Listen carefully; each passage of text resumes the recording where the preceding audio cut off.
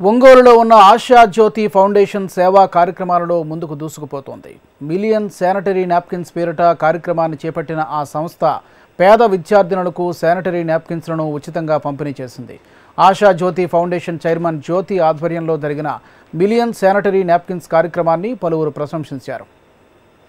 Louis Braille పుట్టినరోజును పురస్కరించుకుని మా ఆశా జ్యోతి handicapped welfare society తరఫున అనేక సేవా కార్యక్రమాలని, అలాగే సెయింట్ జేవియర్ స్కూల్లో, ఇక్కడ ప్రకాశం జిల్లాలో ఇంకా 3 స్కూల్స్ని ఐడెంటిఫై చేసి సుమారుగా ఒక 1200 మంది పిల్లలకి శానిటరీ నాప్కిన్స్ని save the child foundation and Kalamandir foundation వారి సహకారంతో డిస్ట్రిబ్యూట్ చేస్తున్నాము.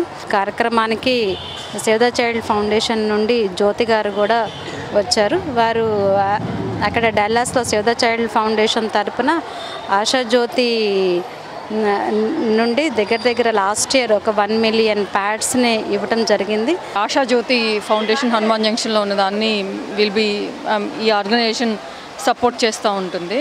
సో వీళ్ళ సహకారంతో కొన్ని ప్యాడ్ డిస్ట్రిబ్యూషన్ ఈవెంట్స్ చేస్తున్నాము. లాస్ట్ కపుల్ ఆఫ్ ఇయర్స్ నుంచి ఒక 1 మిలియన్ ప్యాడ్స్ డిస్ట్రిబ్యూషన్ అయింది. శ్వేతా మహంతి మండిపడ్డారు.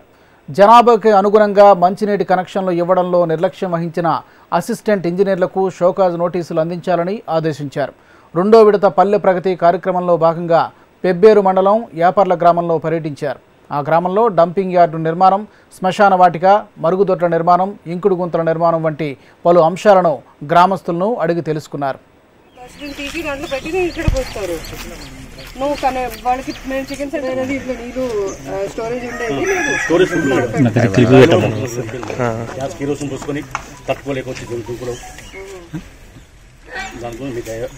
చూడండి.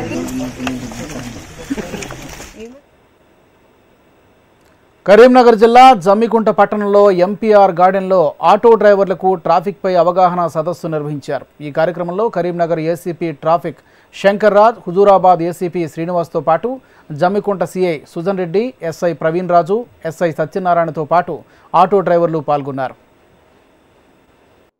కమిషనరేట్లో చాలా వినూతమైన కార్యక్రమాల్లో భాగంగా ఈ క్యూఆర్ కోడ్ కరీంనగర్లో అమలు చేశాము. దాదాపు 6500 వరకు ఆటోలు రిజిస్ట్రేషన్ జరిగింది. దీనివల్ల చాలా ఉపయోగాలు ఉన్నాయి. డ్రైవర్స్కు, ప్యాసింజర్స్కు, మరియు ఓనర్స్కు, పోలీసుకు, సమాజానికి, మహిళలకు ఇన్ని ఉపయోగాలు ఉన్నాయి. కాబట్టి ఇక్కడ కూడా రిజిస్ట్రేషన్ చేయించాలి క్యూఆర్ కోడ్ అని చెప్పేసి మా కమిషనర్ గారి ఆదేశాల మేరకు గౌరవనీయులైన ఏసీపీ శ్రీనివాసరావు గారు మరియు సృజన్ రెడ్డి గారు, రాములు గారు, మన ఎస్ఐలు కూడా చాలా మంచిగా ఇక్కడ ఆర్గనైజ్ చేసేసి చాలామంది ఆటో డ్రైవర్లకు అర్థమయ్యే విధముగా ఇక్కడ మీటింగ్ పెట్టడం జరిగింది.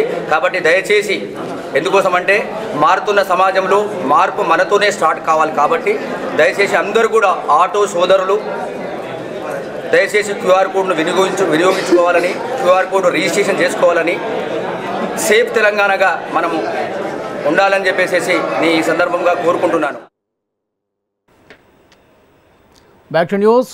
అన్ని హోటళ్లలో దాదాపు భోజనం ఒకే మాదిరిగా ఉంటుంది. కొన్ని హోటళ్లలో 1-2 కూరలు ఎక్స్ట్రా ఉంటాయి. కర్రీలు సరిపోకపోతే ఎక్స్ట్రా ఛార్జీలు వసూలు చేస్తారు. కానీ ఖమ్మం జిల్లా కూసుమంచి ప్రధాన రహదారిలోని హోటల్ ప్రత్యేకత వేరు. 1-2 కాదు, ఏకంగా 24 కూరలతో కమ్మని భోజనం పెడతారు. సామాన్యుల నుంచి సెలబ్రిటీల దాకా ఫిదా అవుతున్న ఆ హోటల్ ప్రత్యేకత ఏమిటో మీరే చూడండి.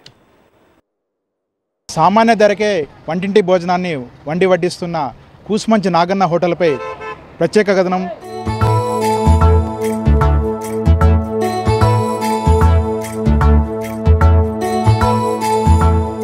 మనం ఇంట్లో రోజు చేసే భోజనంలో అన్నం, కూర, పప్పు, సాంబారు, పెరుగు పచ్చడి ఉంటాయి. అదే హోటల్కు వెళ్తే మరో 2 కూరలు ఎక్కువ వడ్డిస్తారు. ఖమ్మం జిల్లా కూసుమంచిలోని నాగన్న హోటల్ ఇందుకు పూర్తిగా డిఫరెంట్. 1 కాదు, 2 కాదు, 24 కూరలు వడ్డిస్తారు. విస్తరాకులో అన్నంతో పాటు నిండుగా ఉన్న కూరలను చూడగానే కడుపు నిండిపోతుంది. నిజామాబాద్ జిల్లా బోధన్లో క్షుద్ర పూజలు కలకలం రేపాయి. గాదే గల్లీలో శేఖర్ అనే వ్యక్తి ఇంటి స్థలంలో గుప్త నిధులు ఉన్నాయని మంత్రగాడు అపోహ సృష్టించాడు. ఈ నేపథ్యంలో సూర్యగ్రహణం పట్టుకున్నప్పటి నుంచి ఇంటి స్థలంలో క్షుద్ర పూజలు చేసి తవ్వకాలు చేశాడు. ఇంటి యజమాని క్షుద్ర పూజలు చేయడంతో కాలనీ వాసులు భయాందోళనకు గురయ్యారు. దీంతో వారిని పట్టుకుని పోలీసులు సమాచారం ఇచ్చారు. దీంతో పోలీసులు క్షుద్ర పూజ సామగ్రితో సహా ఇంటి యజమాని సహా మరో ముగ్గురిని అదుపులోకి తీసుకున్నారు. బందీ చేయాలి రమ్మని చెప్పి పిలిచిరంట. దాన్ని బంద్ చేసిరంట. దాంట్లో బంద్ చేసిన కోడి గుర్తు ఇంకోటి ఇట్లా వచ్చారు మన పిల్లలు ఎన్ని రోజుల కింద తోమింది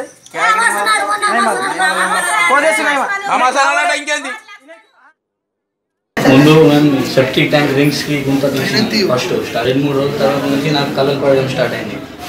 గుంత తీస్తే ఏం లేకపోయేసరికి అలాగే వదిలిపెట్టేసి మళ్ళీ ఇంకా కలర్ పడుతున్నాయి ఆరోగ్యం బాగుంటలేదు. అందుకని చెప్పేసి నిన్న బందీ చేసేసి గుంత పూర్తి చేద్దామని చేసినాం. అయితే గల్లీలో వాళ్ళు అనుమానం పడి ఇట్లా పోలీస్ స్టేషన్కి ఫోన్ చేసినాం. ఎగ్జిక్యూటివ్ క్యాపిటల్ ప్రతిపాదనతో విశాఖలోని భూములకు భారీ డిమాండ్ వచ్చింది. సాగర తీరంలో భూముల ధరలు మండిపోతున్నాయి. 10 రోజుల క్రితం భూములు అమ్మడం కోసం అడ్వాన్సులు తిరిగి వాపసు ఇచ్చేస్తున్నారు.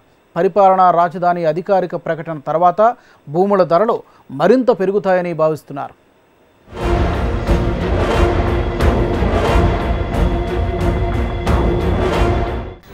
విశాఖలో భూముల ధరలకు రెక్కలు. సాగర తీరం సమీపంలో హై రేట్.